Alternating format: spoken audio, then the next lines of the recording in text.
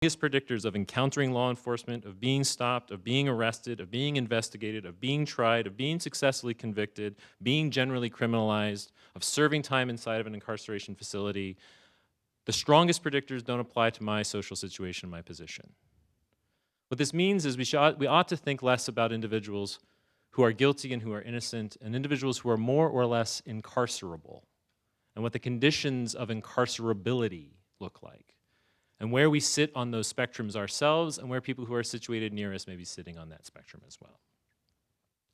This means that if we're going to talk about mercy, about innocence, about guilt, about justice through punishment, about restorative justice, about incarceration or detention, about execution, about the collateral effects of incarceration, then we need to again talk about it in concrete terms, about how incarceration is practiced, and not confuse its justification, why we think it's okay to hold somebody in this space, with what happens in those spaces. There may be justifications available to us, but those are not the same things. The form of punishment and the justification of punishment ought to be separate questions. And we should redirect much of our attention to the form of incarceration that we think, when we think about it. So let me get slightly more concrete, but still abstract. The most important concrete terms, I think, for understanding the use of criminal law in the United States is this country's particular history as a settler, colonial, and formally white supremacist nation. Formally, not formerly, but in the documentation and creation of the country itself. I mean, these not as normative terms explicitly, but as descriptive terms, as ways of describing the specific history of the United States and how it was brought into existence, as a settler colonial project and as a project of white supremacist political rule. This is to follow the philosopher Charles Mills, who notes that white supremacy is not simply how people might feel or interact with people among other categories of difference, but is a political system that distributes rights, privileges, and obligations according to distinctions in race and ethnicity, and then reproduces those distinctions in the process. Or this is what we would follow the sociologist Beth Ritchie, who studies the pathways that drive women in particular into the criminal punishment system, when she concludes that we live currently in a prison nation. That is, we live in a political community, a nation state, that is structured by and through the use of incarceration and ways of thinking about carceral practices, of holding individuals in spaces of isolation as a way of organizing politics, of social life and economic life, even as it may be distant for some of us. Ritchie notes that women are the second fastest growing group of people incarcerated in this country, setting migrants aside, and are subjected to what she has called gender entrapment, the ways in which women are funneled into the criminal punishment system via very predictable pathways that criminalize poverty, addiction, self-defense, sexual exploitation, and abuse.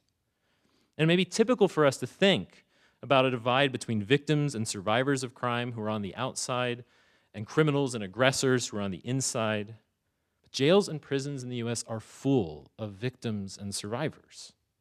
And being on the inside of a prison or a jail means that one is also further exposed dramatically to violence, both at the hands of others and at the hand of the state.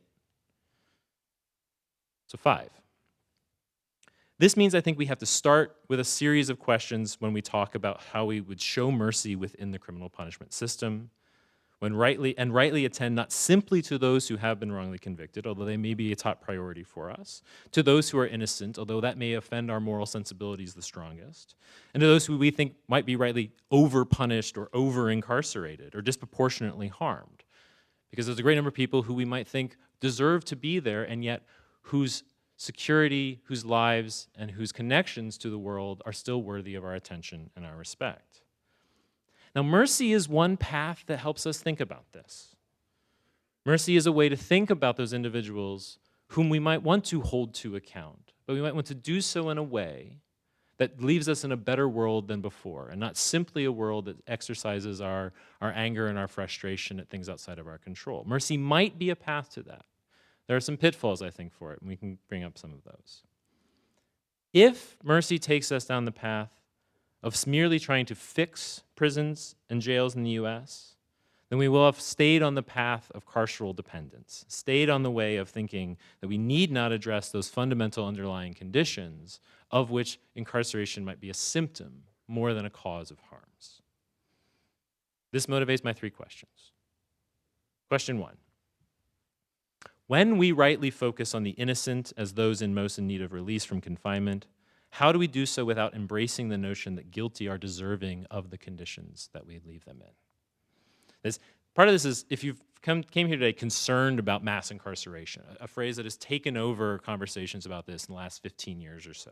If you're concerned about its corrosive effects on American democracy because of felon disenfranchisement or prison-based gerrymandering, you're worried about what it means that our political consciousness is shaped by this institution, and you're only concerned about the innocent, or you're only concerned about nonviolent first-time offenders, or you're only concerned about non-sexual offenders, what Mary Gottschalk calls the non-non-nons. And if what brought you here today is a concern about the size and the scale of incarceration, then focusing only on those individuals won't put hardly a dent in it. It's actually numerically far too small of a group of people, if that's what brought you here today. But moreover, what would it mean to take seriously that guilt and innocence are not simple features of an action or product, features of one's action or what one does, but guilt and innocence are produced through a whole series of things? And just to disrupt that for a second, like the list of guilty individuals under criminal law in the United States is a really kind of nice, I mean, it's a long list, but there's a lot of really good people on that list. Henry David Thoreau is on that list. The Reverend Dr. Martin Luther King is on that list. Rosa Parks is on that list. John Lewis is on that list, as we've all been reminded in the last few weeks. Claudette Colvin is on that list. Bayard Rustin is on that list. A founder of nonviolent direct action resistance is on that list as a criminalized, guilty person. Assata Shakur is on that list, and Angela Davis is on that list. But so is Socrates, and so is Jesus Christ. Protesters, war resistors, the men and women religious who have organized against the School of Americas, who have fought against nuclear power, who demanded equal rights. A lot of people are guilty under the law. So if our only concern is on innocence, our only concern is on the most sympathetic individuals, we may have left in place the very political and social structures that allow the system to exist. So, what work do we need to do to keep guilt and innocence from being the overarching structures for us? Second question, if we turn to practices like restoration, restorative justice, or transformative justice, practices that seek to return aggressors and survivors to some previous state that was thought of as whole, question is, to what degree do we ignore that the previous state was already one of harm, domination, injustice, or suffering? As most of our models of restorative justice are predicated on, at best, a nostalgic deception that the past before the harm was wonderful and good, that there was a completion and a wholeness, and at worst, a complete disavowal and refusal to confront the terms of living in a patriarchal, white supremacist, settler colonial, ableist political system. Now, for people in the room who study sociology or politics, this is often what we mean by saying we need to look at root causes. Right, the root causes of crime rather than just the outcome of crime. Right? But my question is asked us to think one step past that, to attend to the layers beneath. What kind of restoration, what kind of repair, what kind of reparation is sufficient when the system of law to which we turn was always already part and parcel with the genocide of First Peoples in the United States, with chattel slave trade, with the wholesale subjugation of women, of transgender people, of femmes and women of color? What kind of mercy do we mean if it is always still being granted by a de facto, if not de jure, patriarchal and white supremacist state? Third question. In our attempts to reform and to fix the prison, to reform and fix the police, and to reform and fix the jail, how do we make sure we don't forget that the prison has always been broken? The prison has always been a failure on its own terms for as long as it has existed. The prison reform movement is as old as the prison. There's never been a moment where it worked fine for a little bit, got a little off track, we had, we'll fix this a little bit. The second the prison comes into existence historically, there's already a prison reform movement alongside of it. And historically, that forces us to ask the question, not why does the prison constantly fail, but what is being produced by this failure? What's the success of the prison's failure? Is it to produce a delinquent class that's easy to exploit for their labor power? Is it to institute broader regimes and practices of social control? Is it to reinforce class or racial or gender boundaries? Is it to reaffirm masculinist notions of rule and heteronormativity? Is it to support these broader systems of domination? Most importantly, the prison has never produced the safety that it promises, either inside or outside, other than for some people at the expense of others.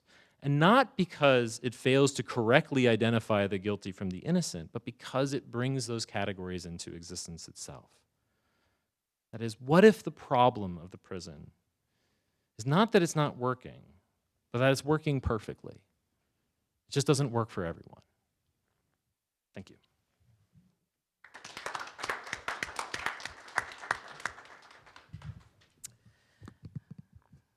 Thank you so much. That was excellent. And thank you for inviting me here to participate in this great panel with my esteemed colleagues. I'm really excited. Can you all hear me in the back too? Okay, so I'm going to also make the link between incarceration and mercy and make the case for the returning citizen. So we're living in some treacherous times. We can all agree on that. Many people have expressed that these are some of the worst times, maybe the worst time. And I recently heard Reverend Barber speak, and he said that we should be cautious about saying this is the worst time our country has ever experienced, because there are some people who would take great offense to that based on their experience in this country and the oppressions that they've faced. And I really wholeheartedly agree with that. But I do think that these are some of the worst times in a long time. And as somebody who considers themselves a progressive, and to other progressives, we haven't experienced this kind of turmoil in quite some time, and that's why it feels so tense. It feels so much of a space of despair. And so that means that there's urgency in our work and our ability to connect with people and unite as a community, as a society, as a country. And this makes, tying into the idea of mercy, Pope Francis's Jubilee year of mercy, it makes this an arduous task at best, an elusive aspiration we find ourselves having difficulty embodying.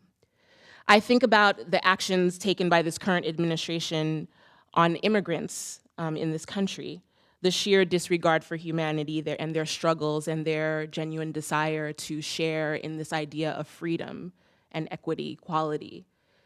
I asked a friend of mine who was formerly incarcerated the other day, given this current state, what's been happening, how do you see the conversation around mass incarceration progressing? Because we were getting somewhere. People were talking about it. You know, books like The New Jim Crow were bringing these issues to light. Films like 13 were bringing this crisis to the public's imagination in a way that had never happened before. And he flatly said, there won't be any progress. And I think that this could be true. But I think we should also not forget that this is a country made of people, not just the people who are sitting in places of power. That we also have our own power, our own agency to affect this system. A system, when we talk about the prison industrial complex and mass incarceration, which I think is the biggest civil rights issue of our day. And when we're thinking about this idea of citizenship, I think about all the people who are put away in these institutions.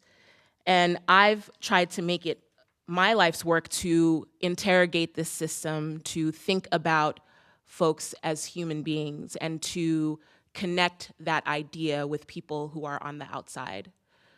To think of them as citizens, to think of people inside as citizens, not just citizens of this country, because there are those, as we have seen in the past several months, who are not citizens, who are still being affected by this system. When I talk about being a citizen in this way, I mean being a citizen of humanity, in which we are all afforded some basic moral rights and some legal rights as well. I want to focus on this idea of forgiveness, which Pope Francis refers to extensively. He says, Jesus' reminder urges each of us never to stop at the surface of things, especially when we have a person before us. No one can be excluded from the mercy of God. Everyone knows the way to access it, and the church is the house where everyone is welcomed and no one is rejected. Now, this may be true, but we have to face the fact that we do not forgive as a society.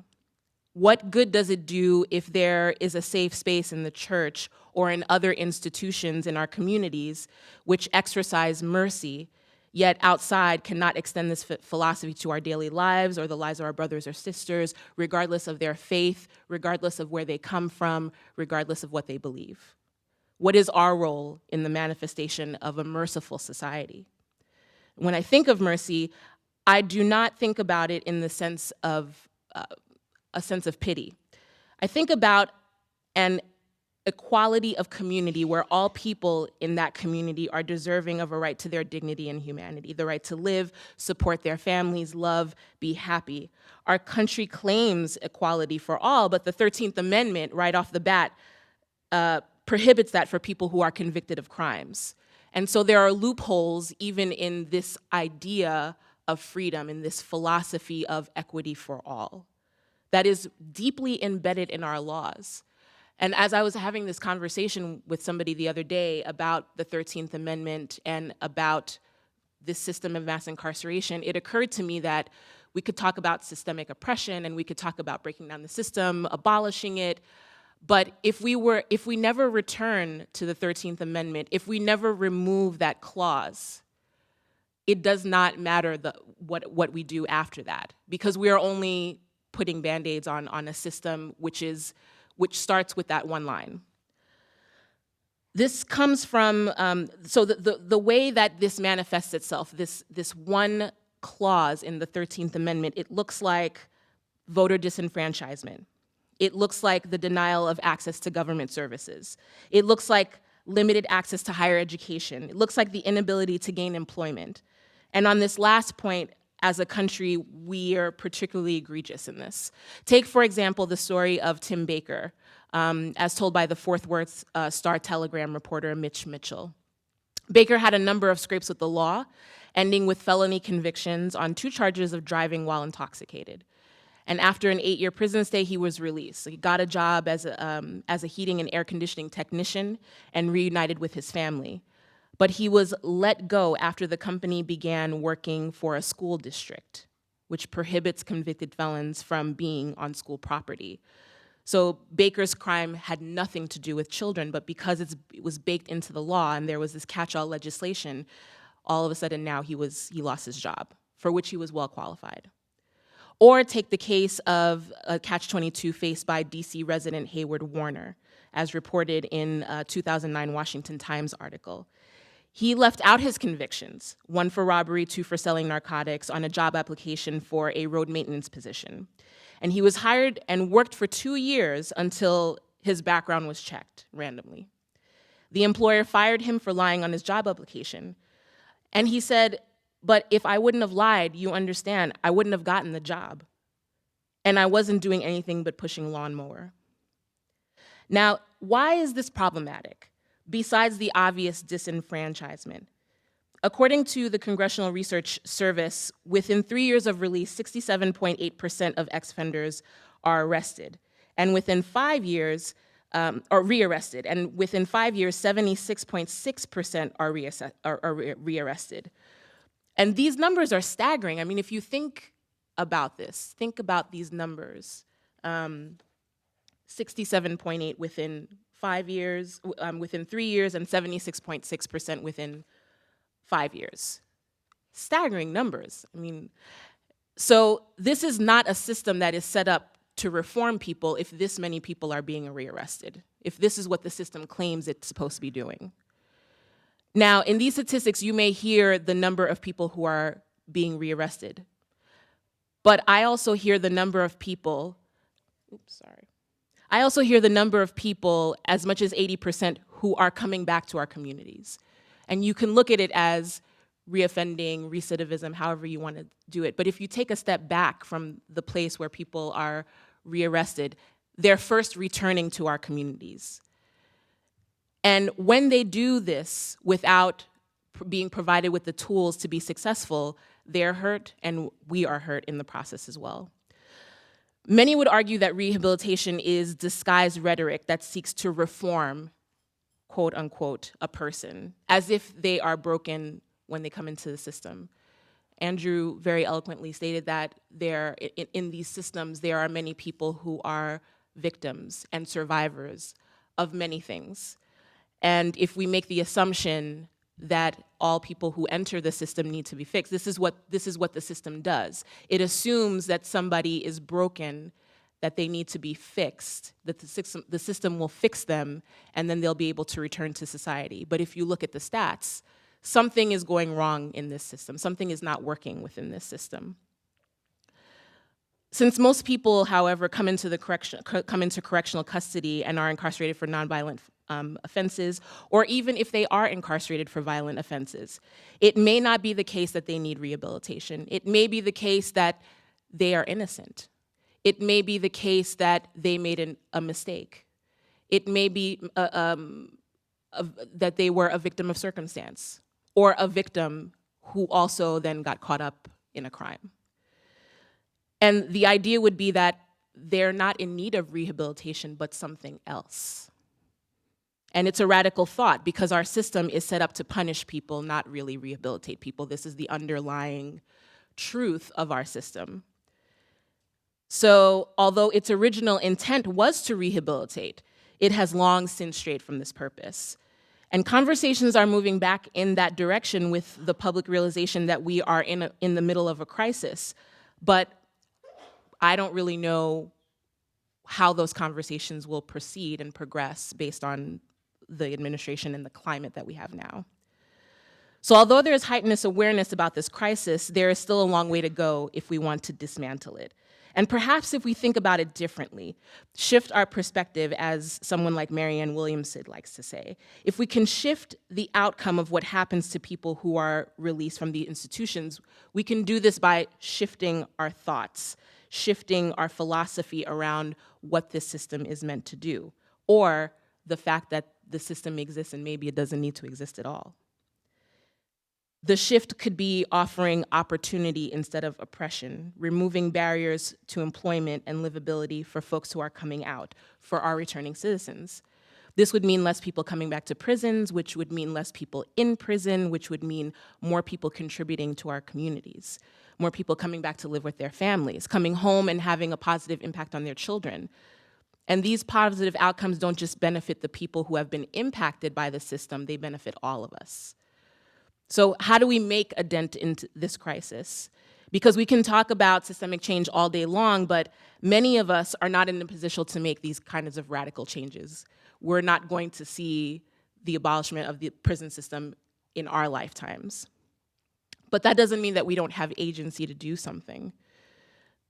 To quote Marianne Williams again, she says, if we are preaching forgiveness and we're not at least trying to make it real in our own lives, our words lack moral authority and our energy lacks credibility.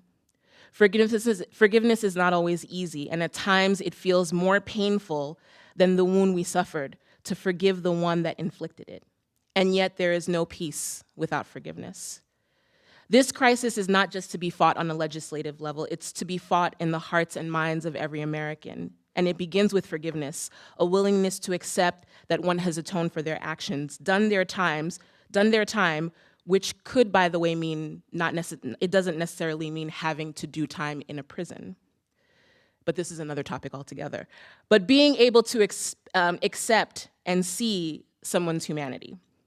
And a powerful way that we can do that is to shift our language. So I'm talking about labels, because labels are important, and the kinds of language we use, the words that we use, have deep impact in our society and to the people who we talk to.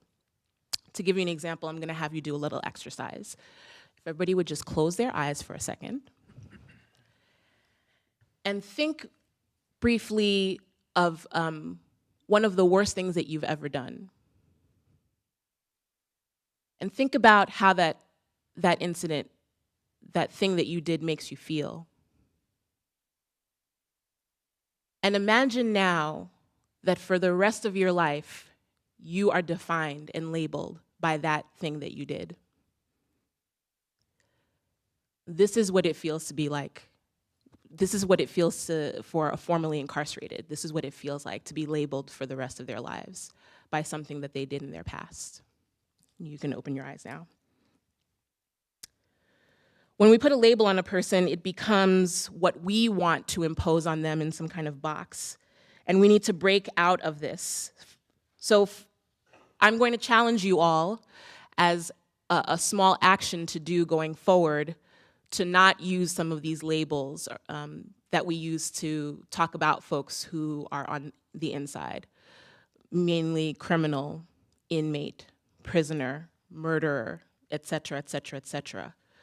To think about these folks and talk about them as people. And if, in fact, we need to apply a label, let's think of folks as mother, father, sister, brother, neighbor, student.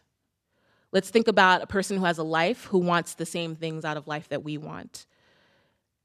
And society has a fear that has given us this idea that if we just put people away, that we won't have to deal with them. But the reality is that we will. We will have to deal with them because they'll be coming back to our communities, because they are our community members. They aren't strangers or outsiders. Remember, they are their mothers, they are fathers, cousins, teachers, mechanics, small business owners. And how will we welcome them back in society? This is the measure of who we are as a society and the measure of how merciful we could be. So I leave you with a quote from Paulo Freire, a call to action that, as we are discussing today, mandates that we continue to interrogate incarceration and act on the conclusions of our interrogations in the ways that we can. I am more and more convinced that true revolutionaries must perceive the revolution because of its creative and liberating nature as an act of love. For me, the revolution, which is not possible without a theory of revolution, and therefore science, is not irreconcilable with love. The revolution is made by people to achieve their humanization. What indeed is the deeper motive which moves individuals to become revolutionaries, but the dehumanization of people? Thank you.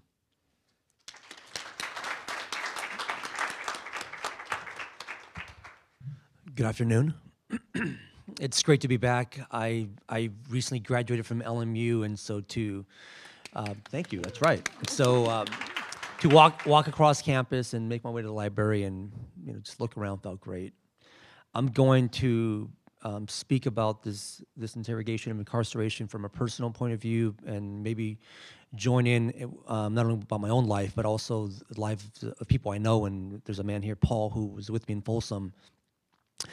And to encompass that and to incorporate my experience here at LMU and just life on the outside, which has been nearly 6 years now. And so my expertise has grown since then. And maybe I'll start off by saying that it's been a responsibility for me and other people who've experienced this, what we're talking about here, and to really be advocates and champions for those who are still in and for those who might end up in prison someday. And one of the most beautiful experiences that I've ever gone through, and it happened when I was in prison, was this sense of cognitive dissonance because of something that I experienced, it caused me to question what I believe in and where I stand. And it was about a guy who had a bunch of tattoos on his face, and when I heard him talk and I heard his heart, I looked beyond what I was looking at, and I saw him, and it really called me to it forced me to question why I was so against tattoos and the way people, the way they looked. And so I'll use that as a lead-in, that the way people look and the actions that they are accused of are ugly. Ugly people are in prison. Ugly behaviors need to be done away with. And the good people, the people who have great and bright futures, need to be out here, where all the magic happens, and everyone else needs to be away from us. I think that's wrong. I think it's wrong.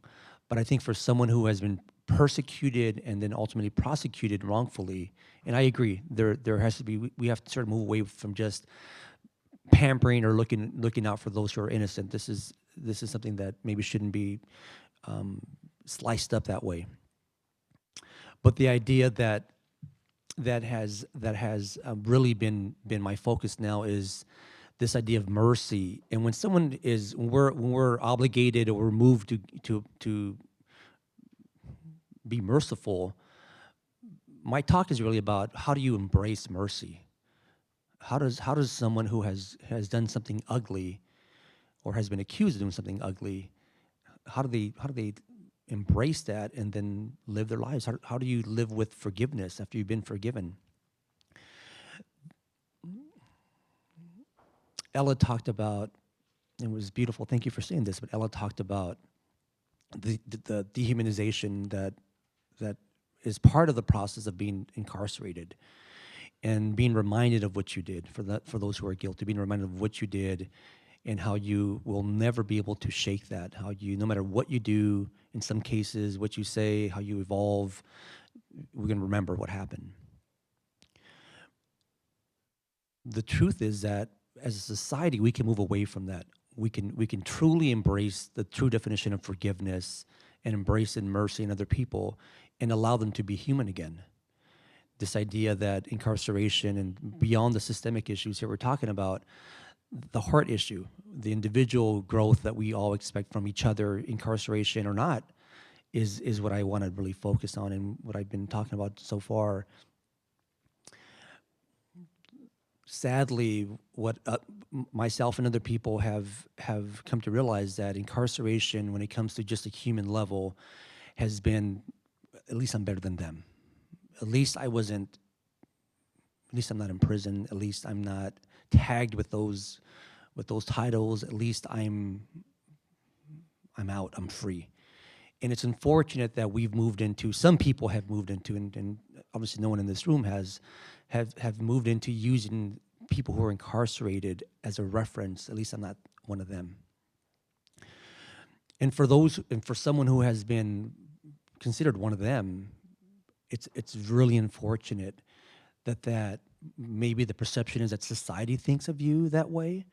That society feels that you'll never be normal again. You'll never be a citizen anymore.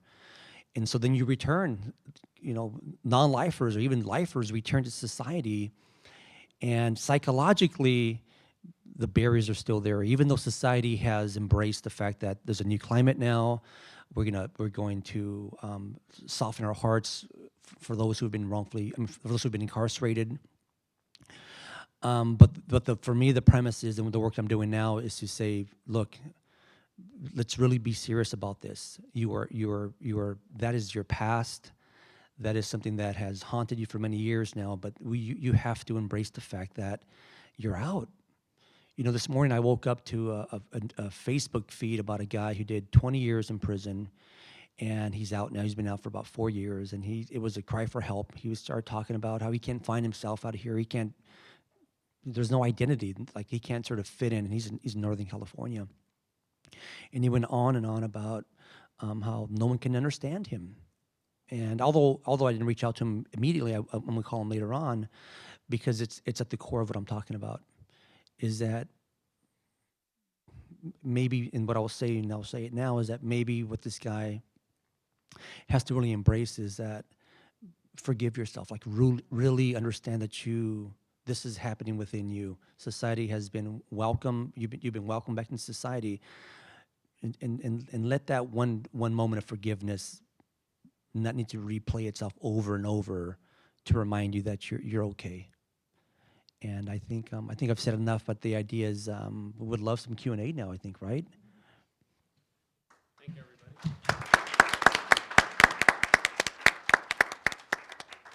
So, questions. I'll go ahead and field them here, especially from students. The mic, yeah, thank you. They're already up. Yes, sir. My name is David Schwade. I work with a place called the Francisco Homes, transitional housing for people coming back from life sentences. I work for Sister Teresa, who brings something very special. And I guess what we have realized recently is recidivism is really a bad way to look at things. It's binary. Either they go back or they don't. I can lock someone up in a closet for a year, and they didn't go back to prison, so I guess I have a successful program. So we've looked into people returning to society, something called community integration. People that have had brain trauma, people that have been in the military, people that have physical problems. And the whole idea of holistic community reintegration not only is a path to actually becoming part of society again, but also if you accept that, then you also accept that there can be steps inside of prison that can happen towards reintegration. And I guess I'm looking kind of to share that and also for some feedback, because everyone seems to talk about recidivism, and I think it's a bad road.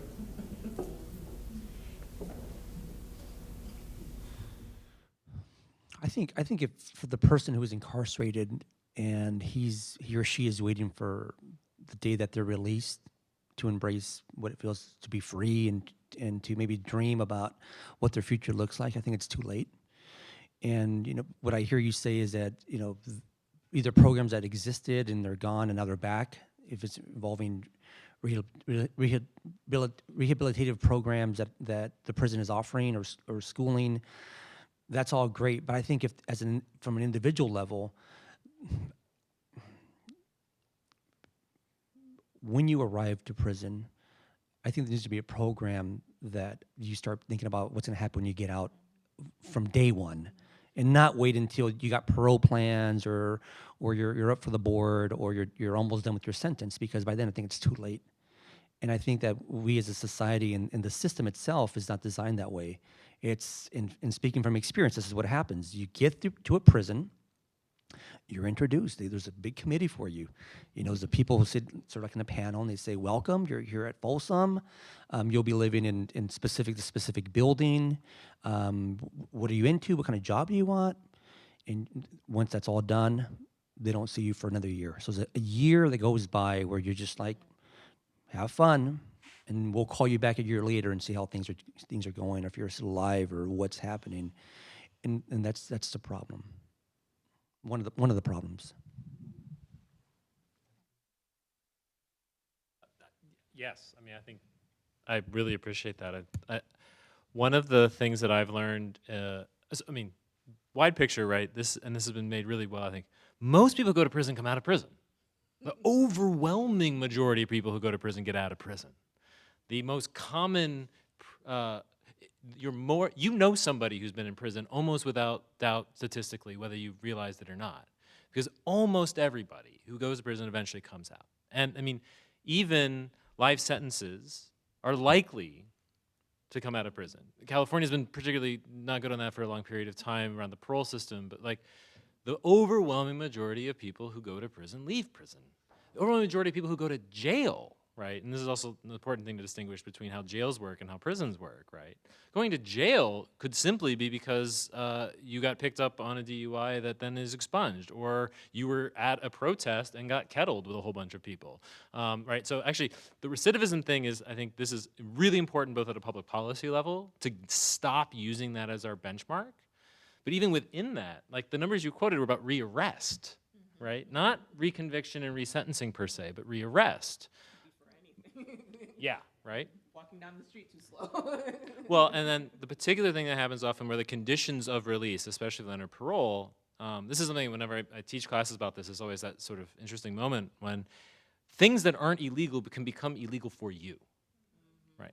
So things that are not in fact criminal violations for anyone else, and in fact might be fully legal and widely accepted and supported practices, having a drink, can become illegal for you. So it's not only, I think, a bad measurement. Like when we talk about formal measures of recidivism, it's a very clumsy, the social scientist in me is like, this isn't even good data for the thing we say we're trying to track, which is some kind of a propensity towards criminal behavior or a failure of a series of institutions to adequately address these things. It's just a bad measure. But I think your point is stronger than that.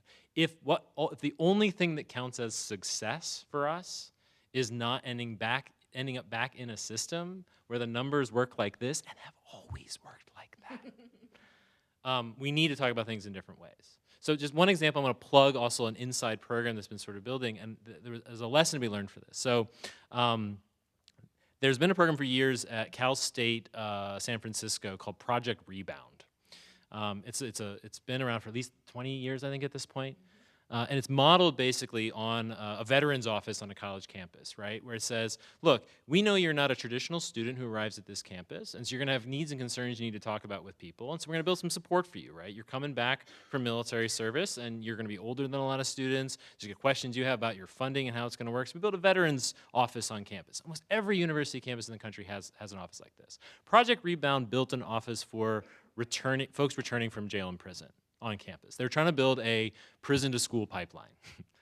One of the things they did very early on was start getting inside facilities a year, 2 years before people had dates and be like, okay, cool, here's how SAT and ACT testing is gonna work. Here's how applications work. Here's how we're gonna manage that to get you into SF State so that when your application comes in, which can't be submitted the same way as other people because you don't have internet access and everything has gone online now, here's how we're gonna do that. And when you get to campus, we're all here in this office. And those offices are entirely staffed by formerly incarcerated students themselves, right? So it's a nothing about us without us kind of program. So here's the success story. A philosopher down at Cal State Fullerton that we've worked with before, Brady Heiner, has convinced the state to replicate this program across the Cal State system, right? And so this is being rolled out over the next few years. You can find it online. They're building Project Rebounds at all of the Cal States, right? And this is amazing. One of the things that Brady was able to do during that planning was get the recidivism question off the table. It came up at every meeting he had.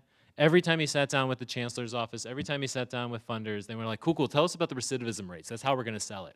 And he was really good at this. I don't even like singling him out so much, but he's not here so I can do that, right? He was really good at every time that came up, he said, that's not our measurement. We're public educators. Cal State has a particular mission to do this. This is what we do. Yeah.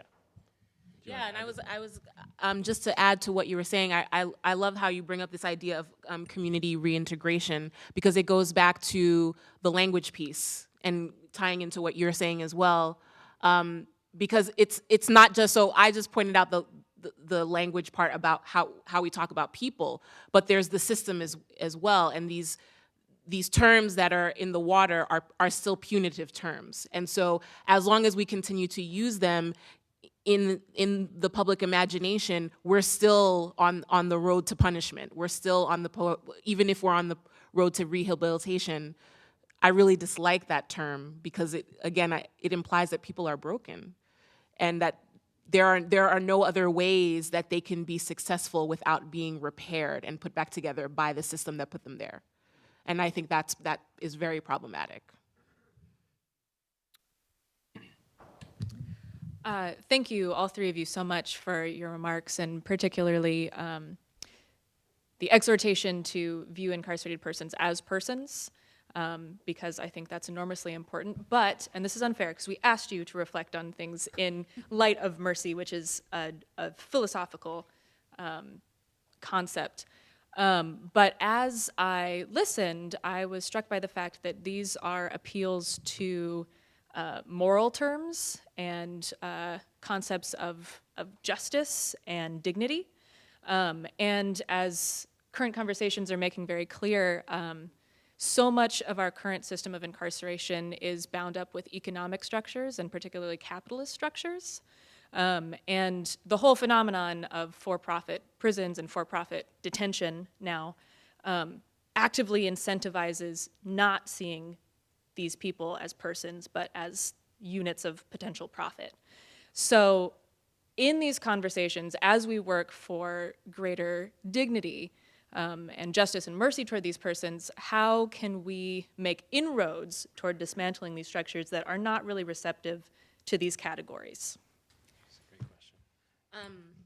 I think that's a great question, and it's going to be really critical that we think about this piece going forward if this is going to be something that, regardless of what political or moral perspective you're coming from, you can get on board with it. And here's I guess, a couple of examples of the way I've seen it manifested I think are successful. One is my good friend Doug Wood at the Ford Foundation.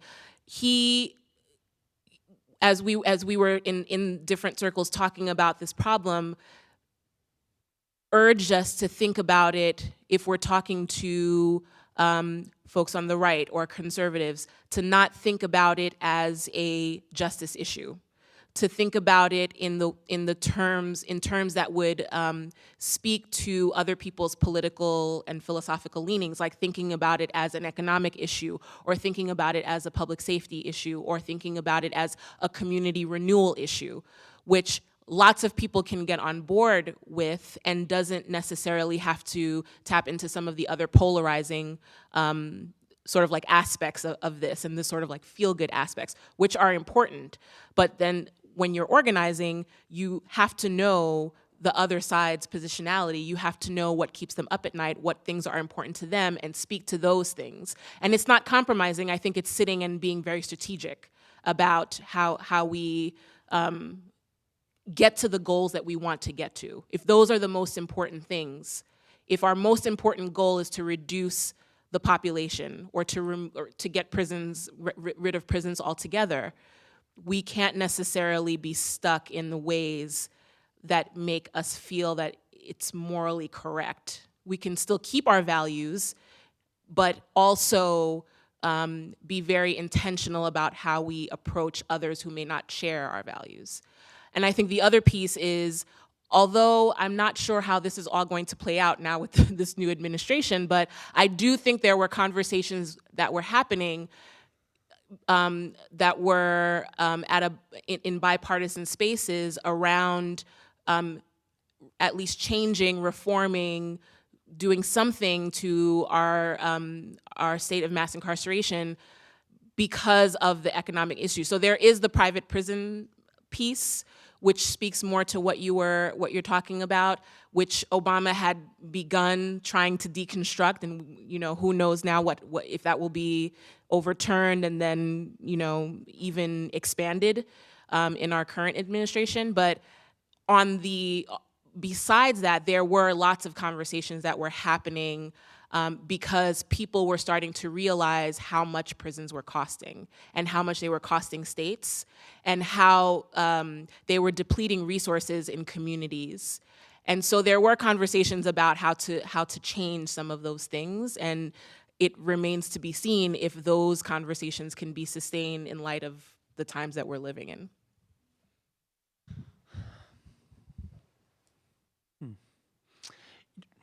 I'm always thinking about prevention. I'm totally with you here. It's a great question. I agree. But before I get into prevention, I think that we have to remind ourselves that the wave has turned. We can't forget that all the work that's been done, laws have been passed, especially here in California, throughout the country. There's been great improvement here, and we can't just because we have a new administration think, well, we're going back to the dark ages. Shame on us. Really, shame on us to forget the work that's been done and the work that's been invested here. But it's easy to fall back into this trap that, well, let's kind of close, let's hunker down, and we're going to be, we're back to what we used to do even 5, 10, 20 years ago. I think we have to, if we really are passionate about this work, we have to continue the work as we have been, and not be sidetracked by administrations or rhetoric that's been what we've been getting from Twitter or whatever. But back to prevention. This might be left field, but I think I'm onto something here, and that is because it fits. I think that before we can even to prevent the incarceration, the mass incarceration, parenting, sadly, and I hope this changes someday, is bringing in those who are considered the elderly, those who might have, no longer has a place in the room. They need to have a place. Their voice, their wisdom, their life experience needs to be harnessed. We have this sickness that youth is where it's at, but I think that as a society, if we keep sort of like marginalizing the elderly and thinking they're worthless because they can't lift the 100-pound bag anymore or whatever, shame on us. And I think that there is a wealth of knowledge there that we're just ignoring. And if that means hosting people who have these might possibly have answers, at least have guidance that we so desperately need, I think that we can. It's another form of, of helping, because we need all the help we can get, obviously. Yeah, like tons about that, but if there's other questions, I think we should. Yeah, I think we should see. I can talk about capitalism for like. Yeah. I've got questions too, but we should leave. But students especially, though. Oh, yes, please, come and use the mic. I was just wondering, I know like as a social justice oriented school, like with students, especially in like my own service org, one of our placements is a juvenile hall.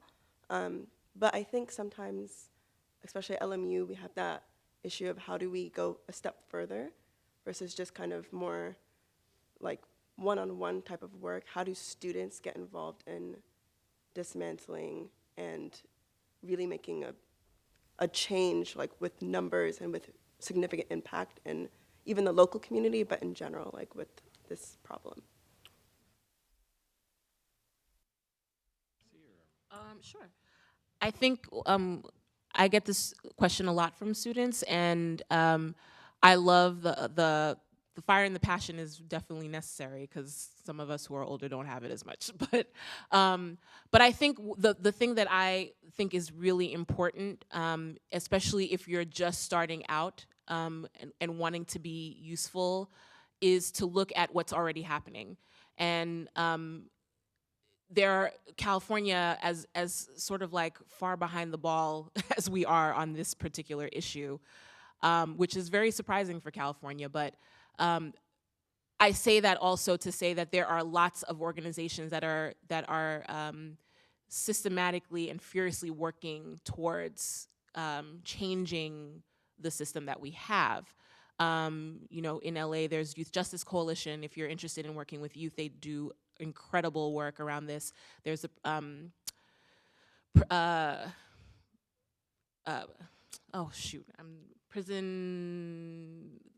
organization that Angela Davis co-founded. Yes, thank you. There's Critical Resistance that is like actively, they're an abolitionist movement and they're working to abolish the system altogether.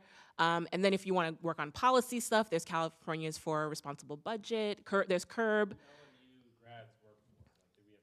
Right.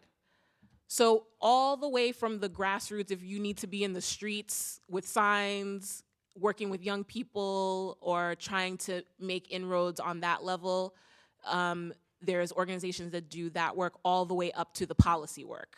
Somebody like, an organization like CURB or even ACLU has a particular area that focuses on prisons and ensuring that folks who are inside, that their complaints are lodged and the complaints that they have are heard and they're adjudicated and et cetera, et cetera.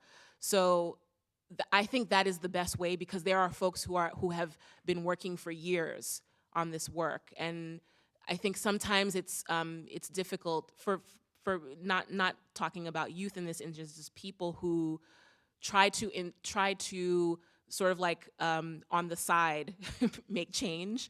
We all have a passion, but when you sort of like try to do things outside of a movement that's been building for many years, it's not helpful to the movement, because you could be doing things that inadvertently hurt the work that people have been doing sometimes for decades.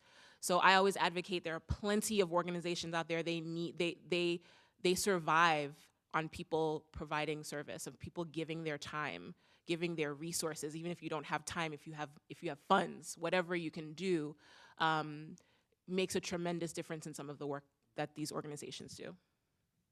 Just add to that.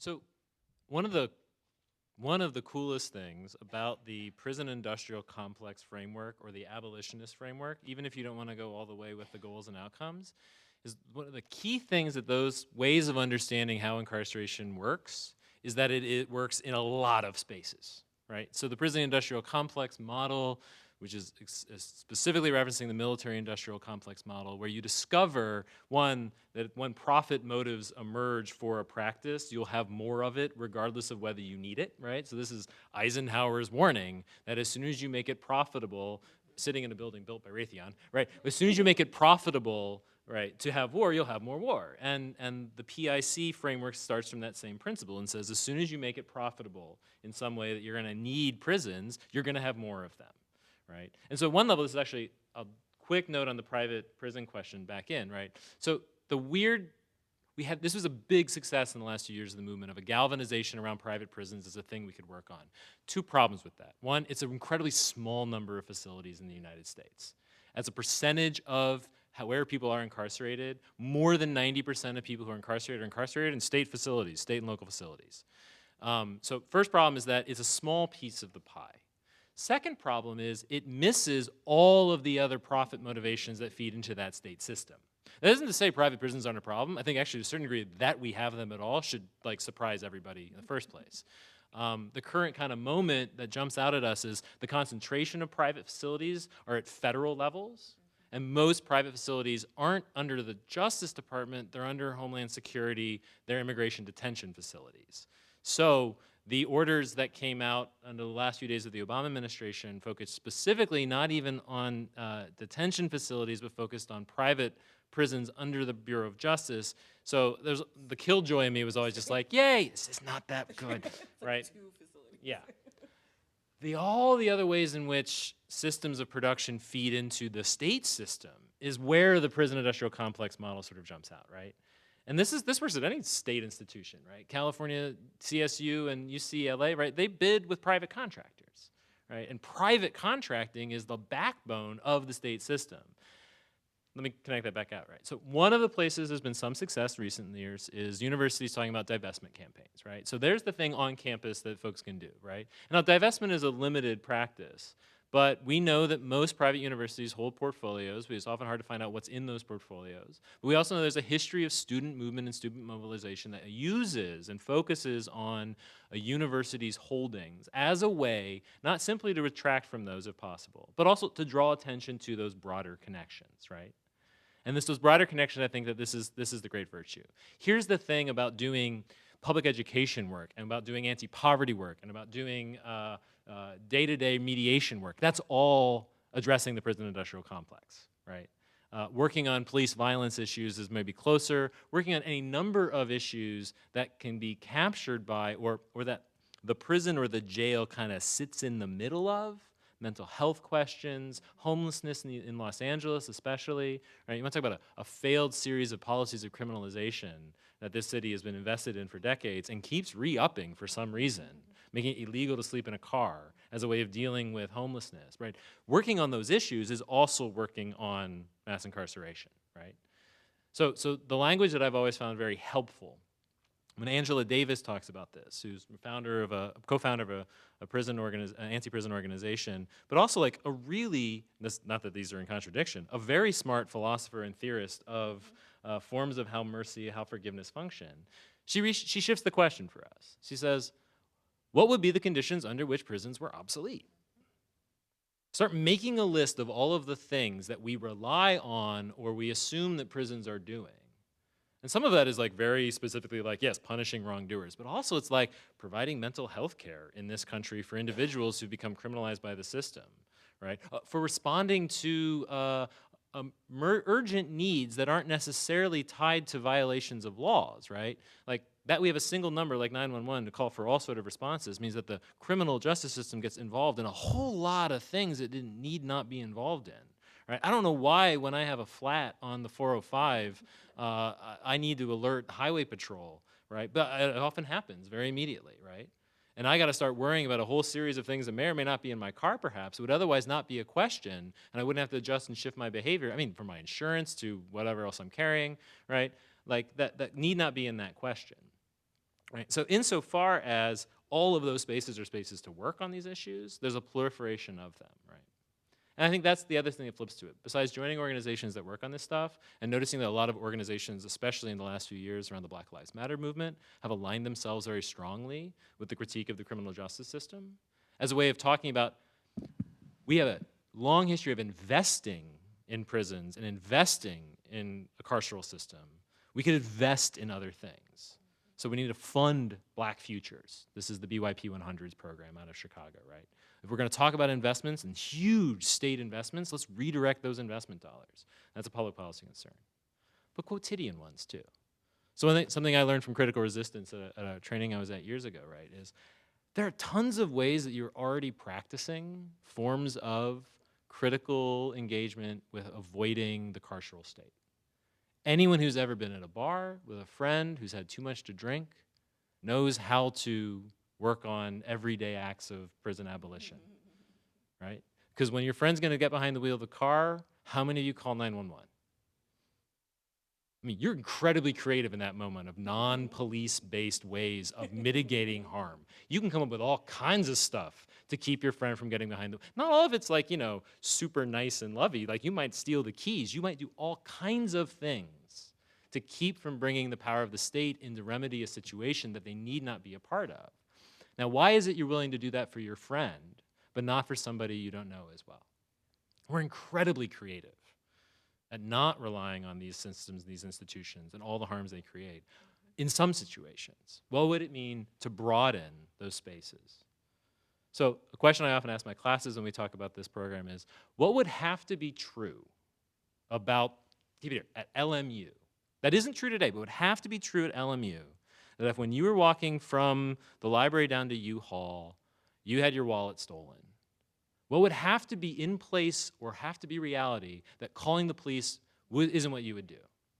I mean, I'm saying if you need to call police, that's fine. I'm not going to judge you, right? But what would have to be true? And make that list. What kinds of things would we need to have in place? What kinds of processes? What kinds of conversations? What kinds of lighting? What kinds of, all kinds of things you could, that's your anti-prison, your critical abolitionist agenda. And most of it doesn't look like burn the prisons down tomorrow. Right. Most of it looks like we need to have better student support for our poorest students.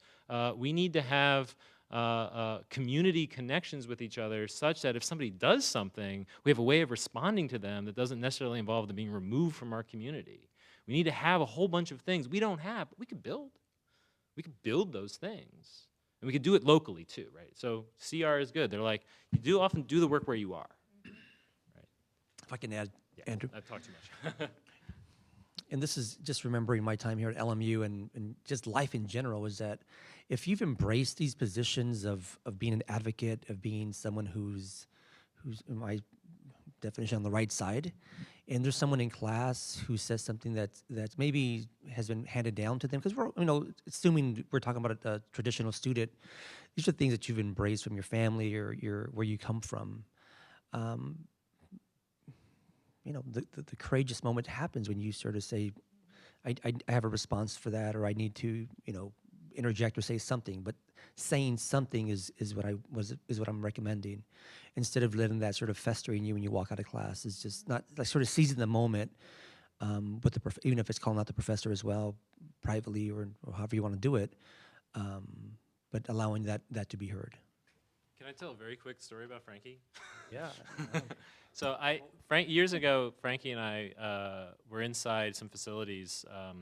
The AB program here has a wonderful California prisons trip that's done every year for the last few years. Yeah. And Frankie and I did this together a long time ago.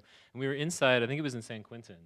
And Frankie was the featured speaker to talk with some of the folks on the inside. And your name had been misspelled on the whiteboard. Do you remember this? Yeah. And you, before we even started, walked up to the front of the room and corrected it.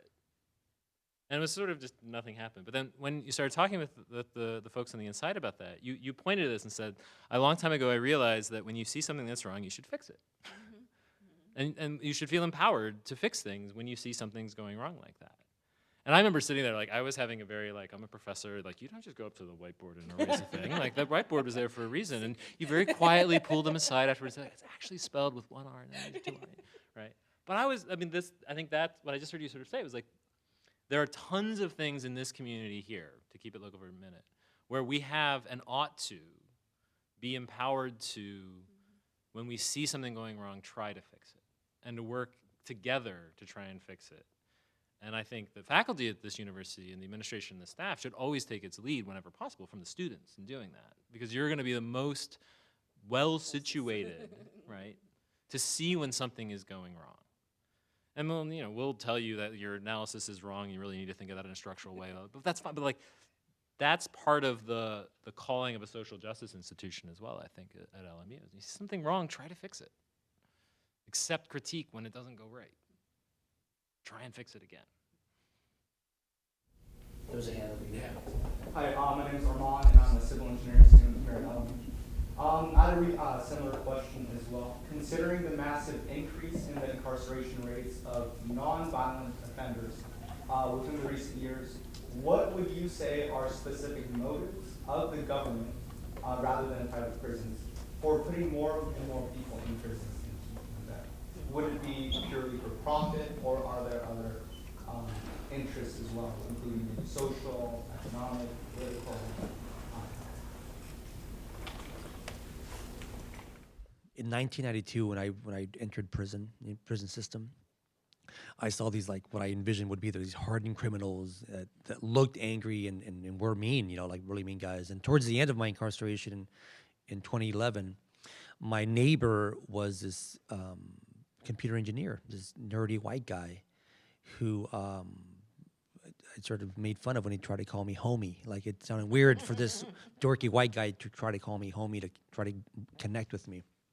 I think the laws have been maybe the net was they've cast the net so wide that now this nerdy engineer has been wrapped up in the system, right? Because there was a time where he would not have been imprisoned. One of my biggest issues is this for-profit prison labor that I'm totally against. There is I can just tell you mainly about California, but the idea that this thing of PIA, this Prison Industrial Authority, which is this huge conglomerate of, they make from milk. They don't make the milk, but they produce milk to furniture to clothing and so on. They're paying people maybe 10 cents an hour for the work that they're then selling to people in this room for standard retail prices. And so I think it's a huge problem. And this goes back to the movie. It goes back to some information we know that incarceration might appear to be for punishment, and we're teaching you a lesson. But while you're there, you have to work. Like, you don't just go there and just sleep all day. You're forced to work. And if you don't, then they extend your sentence. And so it's clear, at least from my eyes, that this is more than just punishment. Yeah, I would say the two reasons that I always come back to are capitalism and racism, both structural. If you look back to even before the 13th Amendment, it wasn't necessarily capitalism, but after the 13th Amendment, it definitely did become about capitalism and racism intertwined in the sense that we had a system in this country that supported business, that supported this country thriving economically, and that was taken away. And this country had to figure out how to sustain that legally. And the way that they did it was to use laws and eventually use the criminalization of poor people and people of color as a way to not only continue oppressing them, but then to also continue the system of economic sustainability, if you will. And so you really can't separate one without the other, I think, especially when you start getting into Jim Crow laws. And it's like every generation, there has been a change in how this has looked. So right after slavery, it looks like Jim Crow, then it's the Southern Strategy, then it's the war on drugs. But it has always had these two themes at the center of them. I'll just add the small political science-y answer and do my dutiful obligations to my home department. Those are, I was absolutely right, that you cannot, so the most famous book about the history of the prison is this French philosopher Michel Foucault's book about it, right? And if you take any of my classes, I'll make you read all of it 6 times. But one of the big complaints about that book is it doesn't tell the story of American prisons. It tells us very badly. It's a really great history of sort of the idea and the philosophy of how it was, I think I mentioned this, like the idea that holding somebody in a confined space and separating them from these ties, how that became what we thought punishment should look like, where that transformation happens. And it's a late 18th, early 19th century transformation when the prison becomes thought of as this. And it dovetails with the idea of natural rights of freedom and liberty, right? So that it would occur to you to punish somebody by taking away their freedom only makes sense when freedom and liberty, which are not timeless and eternal values in the West by any stretch of imagination. Don't read your Plato, read your Aristotle. Like when those become the paradigmatic ways you think about what it means to be a person, especially if you're cisgender male white person, but then prison makes sense in that, at least in the abstract, right? Foucault gives us this story. It's a lovely sort of genealogy of how that comes out. It's terrible in the American system because, as Ella noted, the American story about this is never not connected to the racialization of some population with a simultaneous interest, I would say, in labor extraction, but also, here's my political science, political value, right? So the deep, dark underside of democracy, the predicated idea of a rule by equals who are understood themselves to be equal, is that you can always define equality while allowing another inequality to exist. In fact, it's one of the most effective ways to define equality. I know that we're equal because we're not those folks, right? And it's a conceptual problem, right? This is always the case, right? As soon as you start trying to think about like, well, okay, who should we allow to vote? And you start thinking about like, I don't trust my 6-year-old nephew to vote. It's not that you think he's a bad person, but you know he's not equal to you politically, and it does some sort of work. And maybe that's defensible because barring me throwing him out of a car, he will someday reach the age of majority and be able to take part in that practice. But there's nothing fundamentally antithetical to equality about inequality. It can exist someplace else, right? And in the US, that has always been, it doesn't have to be, but it has always been a story about racialization, and it's always been a story of its connection with capital, right?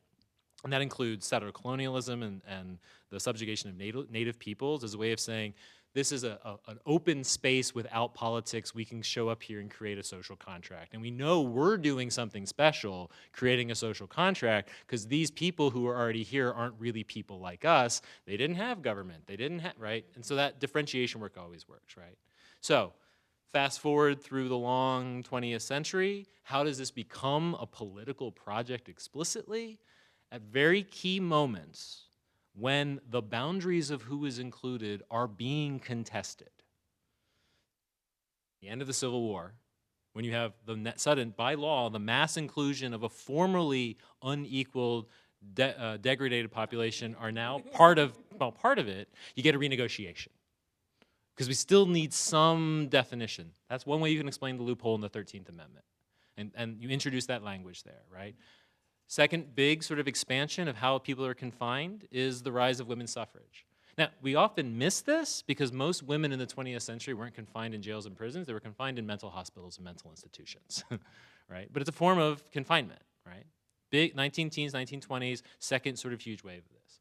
Third huge wave, now this is one we now call mass incarceration, post late 1960s, early 1970s through to today.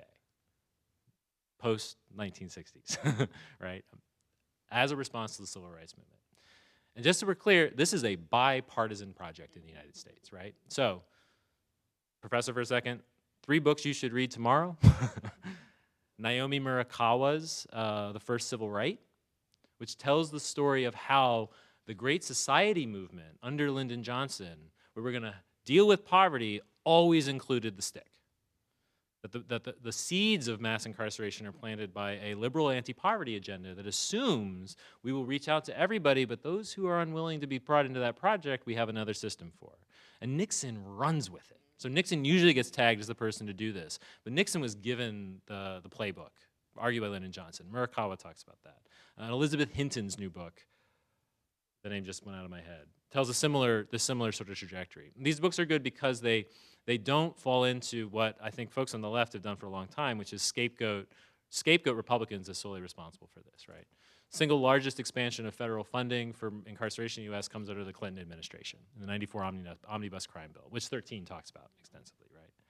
Now, so that can be read as a response to a mass mobilization and contestation of who belongs and who counts as an equal citizen. And maybe it's written into the 13th Amendment. I think you can even trace it further back. The idea that we could use criminalization and the idea of a radical criminal other to do that work has sort of always been on the table. It becomes incredibly useful in a moment when you can collide capitalist production, the declining significance of the military expansion in the exact same period. The Cold War actually is good for parts of it, but folks know they need to shift to other spaces, right? They need to find other markets for those products, right? Single largest purchaser of unmanned aerial vehicles, of drones, shifted in the last 5 years from governments to law enforcement, right? Now, tell me Boeing didn't have that worked out in advance. Like, they knew where the markets were shifting. These guys know how to do it, right? But that's also about a political opportunity, right? And we hear this in the period of the 60s and the 70s was you couldn't be weak on crime, right? And we built a political structure on that.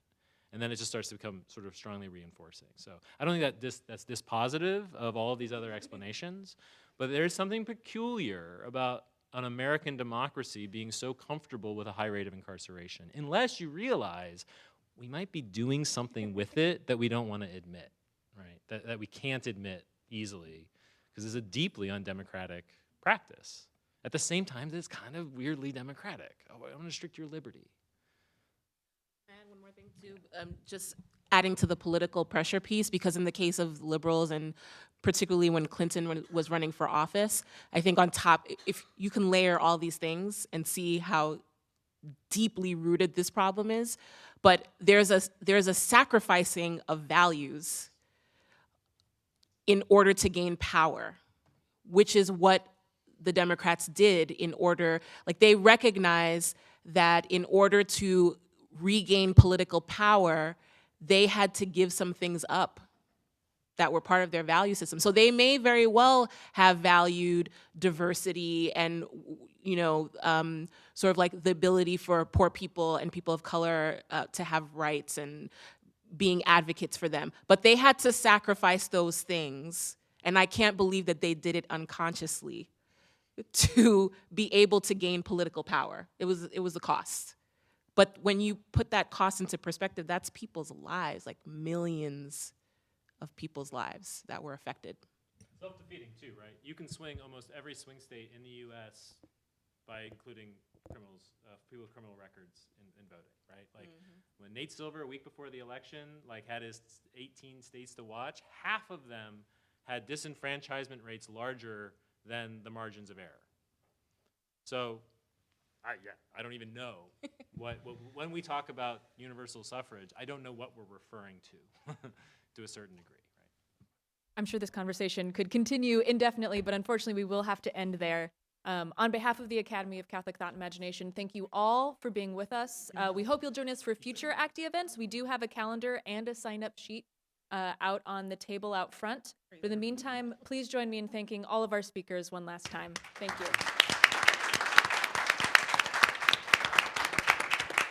Thanks, John. It was fun. Thanks, homie. What's up, man? Where's that beer at?